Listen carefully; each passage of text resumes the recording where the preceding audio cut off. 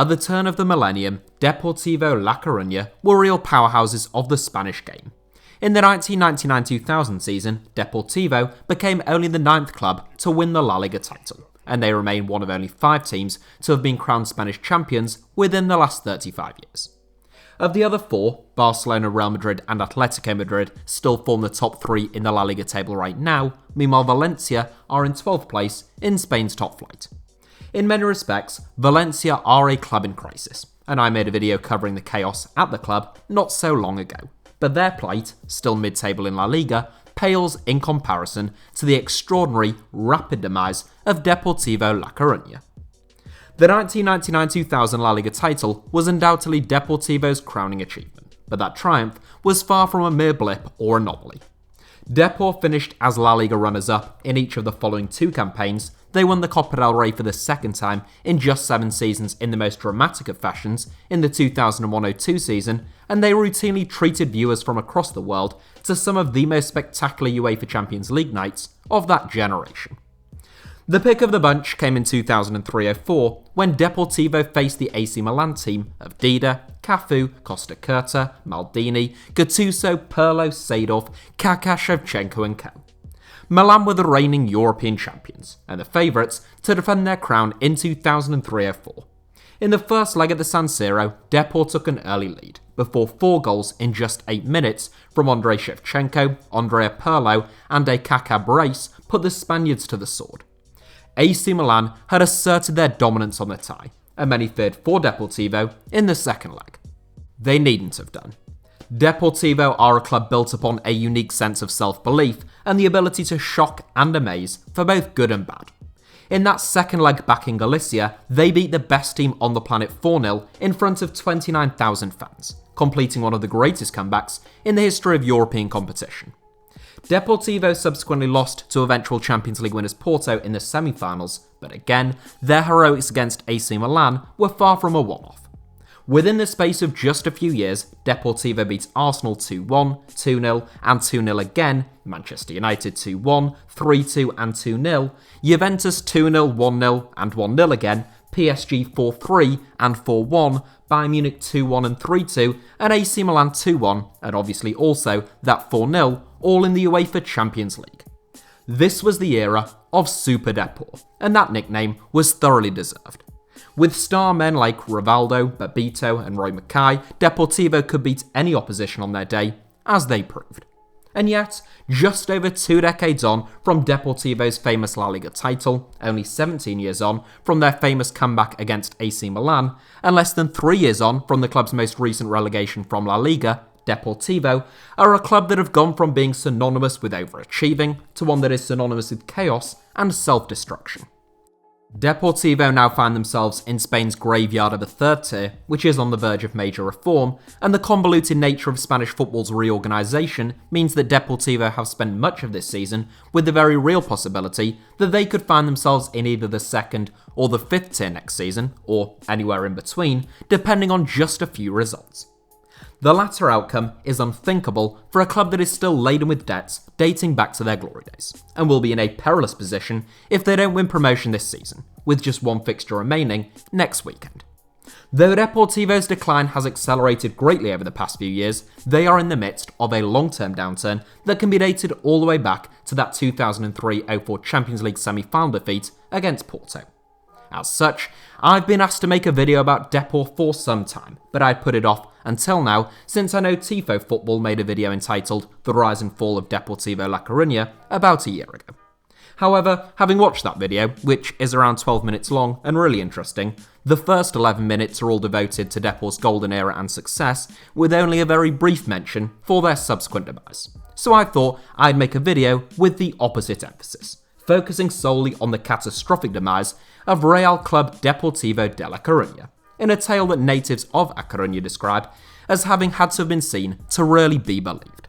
So relax, get comfortable, and join me on a journey to the scenic coastlines, sandy beaches, and rocky green mountains of Galicia, to a football club at a crossroads plagued with debt and uncertainty, but also on the verge of a potential desperately needed return to the Spanish Segunda Division. Following their 5 consecutive top 3 finishes in La Liga between 1999-2000 and 2003-04, Deportivo finished 8th in the 2004-05 La Liga table. That might not seem like the end of the world for a club that were considered to be major overachievers for the last decade, but in many respects, this was the beginning of the end for Deportivo La Coruña, and without doubt, it sounded the death knell for Super Depor. You see, Deportivo aren't a super club who have suffered a fall from grace. They are not Real Madrid, Atletico Madrid, or even a team on the scale of Athletic Bilbao. Deportivo began the 1980s in Spain's 3rd tier, and though they were back in the Segunda Division by the second half of the decade, the club faced multiple struggles off the pitch, and they faced mounting debts. In 1988, local lawyer turned politician Augusto Cesar Lendoiro became the club's new president, fresh off the back of having guided A Coruña's roller hockey team to the Spanish Championship in just 5 years. That was an impressive feat, but football is a more competitive market than roller hockey, and it is also much more capital intensive. Lendoiro immediately sought outside investment and took on new loans to service the club's existing debts, and during his first few years, he did an excellent job of increasing the club's support base. Lendoiro is an infectious character, an intelligent negotiator, and an expert in the field of marketing. All those attributes combined to attract a raft of new members at the Estadio Riazza, allowing the club to repay some of their debts and invest in their playing squad. Initially, the plan was to sign talented players who had been discarded by Spain's top clubs, and Depor appeared to have mastered this art. It took Lendoiro just a single season to turn Deportivo into title challengers in the Segunda Division, and in 1991 the club won promotion and booked their place in the upcoming La Liga season for the first time since 1973. Of course, Lendoiro's ambitions and Deportivo's achievements didn't end there. But once the club won that first La Liga title, in 2000, first and only, Lendoiro became obsessed with the aim of keeping the club competing for major trophies. In 1966, Deportivo signed future Ballon d'Or winner Rivaldo from Palmeiras, but following an outstanding season at the Riazza, Deportivo were caught out when Barcelona triggered the Brazilian's buyout clause. From that point on, Lendoiro became hyper-alert to keeping Depor's best players at the club, and especially concerned about losing anyone to the team's La Liga rivals. Both of these fixations led to a continued escalation of the club's budget as Deportivo began to splash the cash in the transfer market on the likes of Diego Tristan, Sergio and Albert Luque, in addition to a rapid acceleration of the club's wage bill. There are a number of comparisons that could be drawn between Lendoiro's management of Deportivo La Coruña and Peter Ridsdale's chairmanship of Leeds United, actually at rather similar times, just in 2 different countries. Just like Leeds, Deportivo had invested heavily in the late 1990s and early 2000s, putting all their eggs in the basket of Champions League qualification and the TV money that comes with it. In Leeds' case, they finished 5th in 2001-02, missing out on the Champions League, dropping to 15th the following season, and then relegation in 2003-04. For Deportivo, the decline on the pitch wasn't quite as sudden, but their financial cataclysm was just as severe. Finishing 8th meant Deportivo would miss out on not just the Champions League, but the Europa League as well, and the money that they would receive from playing in the Intertoto Cup would barely cover the wages of the club's canteen staff. Albert Luque was sold to Newcastle United for £9 million to try and fix some of the club's cash flow problems, but they were in dire need of a return to the league's top 4 the following season. They didn't get it. Another 8th place finish, signalling that Deportivo's ability to compete with the likes of Real Madrid and Barcelona had come to an end. Over the next few years, drip by drip, the extent to Depor's financial issues began to emerge. Deportivo managed to hang on for the next few years in La Liga, but ahead of the 2010-11 season, the club didn't pay a single fee, other than loan fees, to sign a player.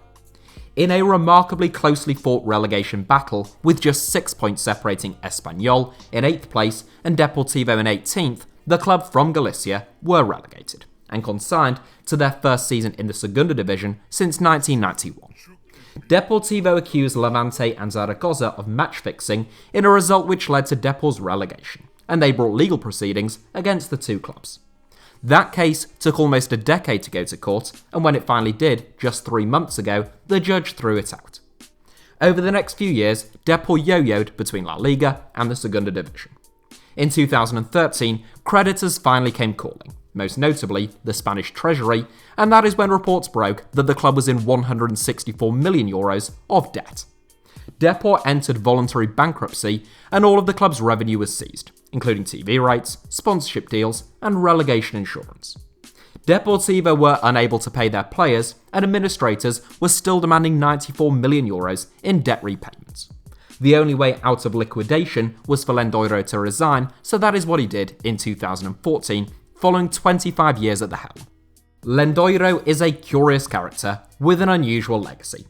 No one is more responsible for Deportivo's rise than him, but nor is anyone more responsible for their fall.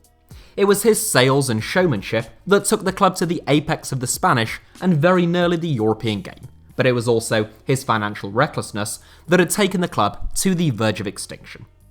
Former club boss and legend Arsenio Iglesias, who had 2 separate 3-year stints in charge of the club under Lendoiro, accused his old boss of setting the club on a road to liquidation.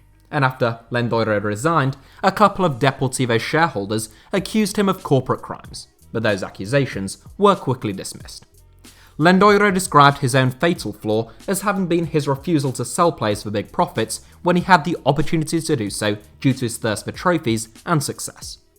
Whilst he might not have been guilty of corporate crimes, so to speak, Lendoiro certainly did well out of Deportivo.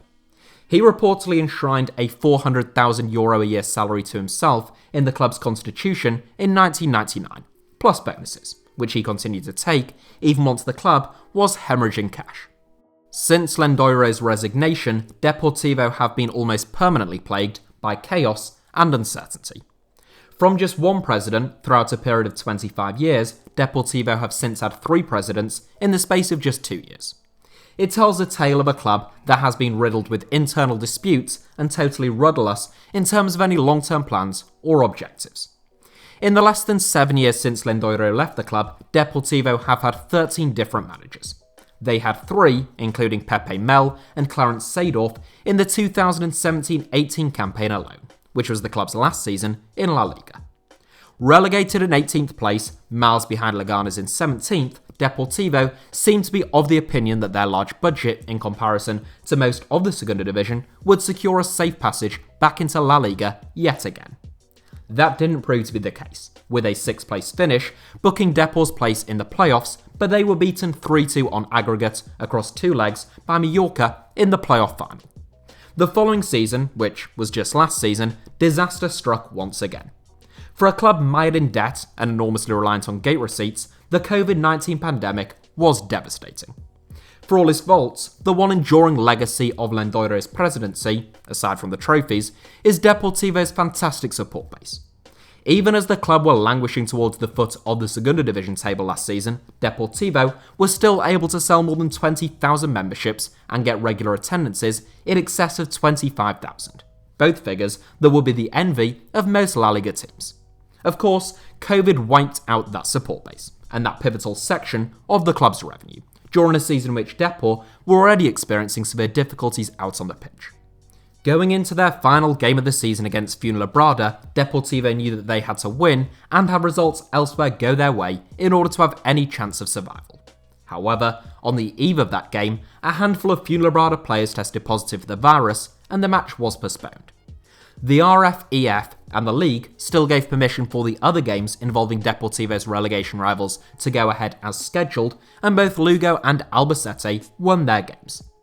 Deportivo's relegation had been confirmed without them even kicking a ball, seemingly a breach of league rules which dictate that season-defining games of that ilk must take place at the same time. Once again, Depor took the matter to the courts, and once again, they were defeated. Their feeling of injustice was heightened by the fact that Fuenlabrada were represented in court by Javier Tebas Jr., whose father, Javier Tebas, is the president of La Liga, and ultimately gave the go-ahead for those fixtures to go ahead. Some might suggest a slight conflict of interest, but Depor had been forced to cough up yet more costly legal fees. They lost the case, as had been expected, and now they found themselves in the third tier of Spanish football for the first time since the start of the 1980s.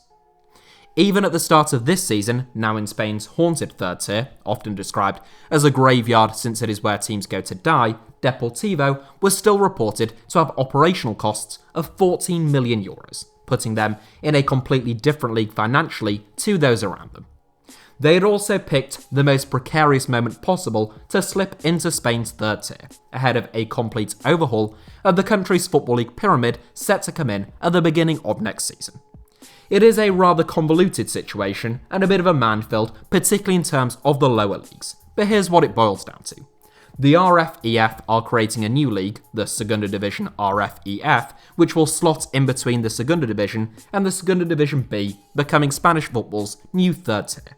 So, for this season, the Segunda Division B went from containing 4 groups, each made up of 20 teams, to 10 groups of either 10 or 11 teams, and Deportivo are in the Segunda Division B, Group 1, Group A, a league of 10 teams. Of the 10 teams in Deportivo's group, the top 3 at the end of the season will go into promotion playoffs to the Segunda Division, the bottom 4 will go into relegation playoffs either to the 4th or 5th divisions, meaning only 3 of the 10 will be assured of remaining in the third tier next season. Given how little split the teams in a number of the groups in terms of points, including Deportivo's, it means that just a few results could end up being the difference between booking a place in the Segunda Division next season, just 1 league below La Liga, or being relegated down to Spain's semi-professional 4th, or effectively all amateur 5th tiers. Due to Deportivo's big budget and the size of the club, they expected an immediate return to the Segunda. Yet again, things haven't gone to plan. Despite having some talented players, Deportivo carried the deep malaise of a team still feeling the weight of more than a decade of decline, similar to Sunderland in England or Kaiserslautern in Germany. There is a feel-bad factor that rings around the Riazza. Every missed opportunity breeds doubt, every goal conceded leads to heads dropping, and every defeat only reaffirms the belief among players and supporters that the club is only heading in one direction. Even as players, managers and presidents have come and gone, that feeling has plagued the club throughout, and they seem unable to go on the front foot with any confidence in games or cope with the expectation of being the favourites. Following a half-decent start to the season, the wheels fell off towards the back end of 2020, leading to fears of relegation. To add to Deportivo's humiliation, they are currently competing in a league alongside Celta Vigo too, the reserve side of their great Galician rival Celta. In December, Celta's second string beat Deportivo at the Riazza, heralding a new low for the club. Last weekend, the reverse fixture took place at Celta, in the penultimate game of the league season. With just 2 fixtures remaining, Deportivo still stood a not unrealistic chance of winning promotion, getting relegated, or remaining in the third tier of Spanish football. Defeat against Celta's reserves would have heightened Depor's threat of relegation, whilst all but confirming Celta 2's promotion. Thankfully, from Deportivo's perspective, that didn't happen, as the club put on their most convincing performance of the season.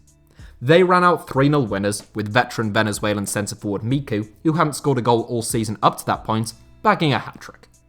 It ended a long winless run. It provided the club with their first victory by a margin of more than 2 goals in more than a year, and it means that Deportivo now can't be relegated going into the final game of the season.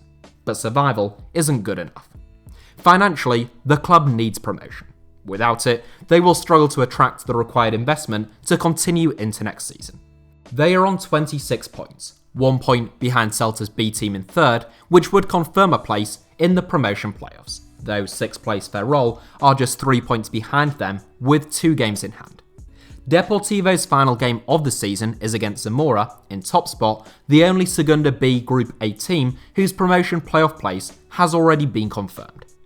Deportivo appointed Ruben de la Barrera in January, the 12th job of Barrera's managerial career, despite the fact that he is just 36 years old. Whilst Barrera's record tells you that he tends not to stick around at clubs for too long, and Deportivo's record with managers tells you that they tend not to keep managers for long, there are reports that both parties are keen to make this a long-term partnership. Barrera has returned to Spain from Romania, bringing with him bold plans, innovative ideas, and a personable character. Reports suggest that the players have taken a shine to him, and whilst Deportivo's directors have rarely agreed on much in recent years, the club is now 80% owned by a local bank, there appears to be a consensus that whatever the outcome of Deportivo's final game this season, the club just needs some form of stability. As I said earlier on, Deportivo are not traditional powerhouses of the Spanish game. They are a very well supported team from a city of fewer than 250,000 people who enjoyed a dream decade between the early 1990s and the early 2000s. Their support is fantastic though, their loyalty is unwavering, and the importance of the club to the local community is irrefutable. Many neutrals will be wishing them well in their final game of the season and hoping that, whilst a return to the Champions League may look like a pipe dream right now, the club can at least become sustainable and gain some certainty over their future. Deportivo face Zamora this Sunday at the Estadio Riazza in the tie that will dictate whether they make the Segunda B promotion playoffs. So that is it for today's video, but thank you all as ever for watching. Give us a like if you enjoyed it, let me know your thoughts down below in the comments, and make sure to subscribe and turn on notifications for HITC Sevens. You can also find me on either Twitter or Instagram by the username @HITC Sevens on both platforms, should you wish to do so.